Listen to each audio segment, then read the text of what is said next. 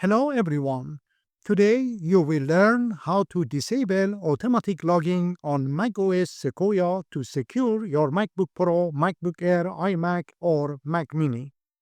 Warning: before disabling automatic logging, make sure you remember your username and password.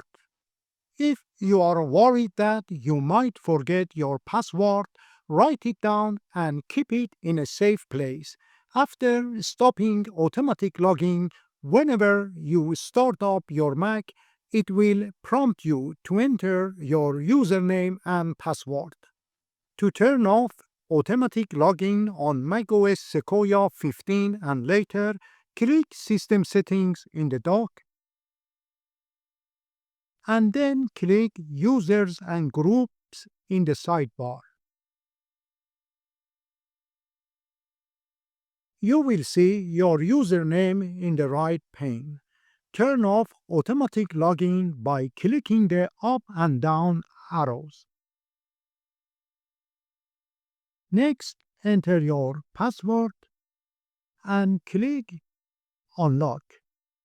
From now on, you will need to enter your password to log in to your Mac. If you are worried that someone may gain access to your computer while you are away from your desk or taking a break, open System Settings, click Lock Screen in the left sidebar, then click up and down arrows. From the options list, select Immediately, 5 seconds, 1 minute, 5 minutes, or whichever option suits your needs. Let's select Immediately. Next, enter your password for your username and click Modify Settings. From now on, you need to enter your password after the screensaver begins or you turn off your screen. If you decide to disable this feature, click the pull-down option list and choose Never. As before, enter your password and click the Modify Settings button. To see your username and password when you log in, select Name and Password. This is how your screen will look when you start your Mac, and it maximizes the security of your MacBook Pro, MacBook Air, or iMac. If you like this video, make sure to subscribe and ring the bell for more. Thank you. If you want to see the list of users, select this option. And that's how your login screen will appear.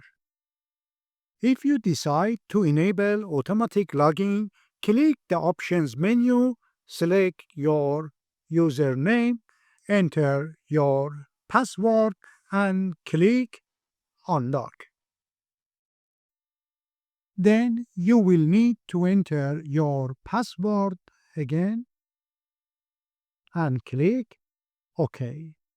Next time when you start your Mac, you won't see the text field for your username and password. I hope you learned something new today. If you did, please consider subscribing by clicking on my profile picture and sharing the video links with your friends. Your support will inspire me to create more videos for you. Thank you for watching.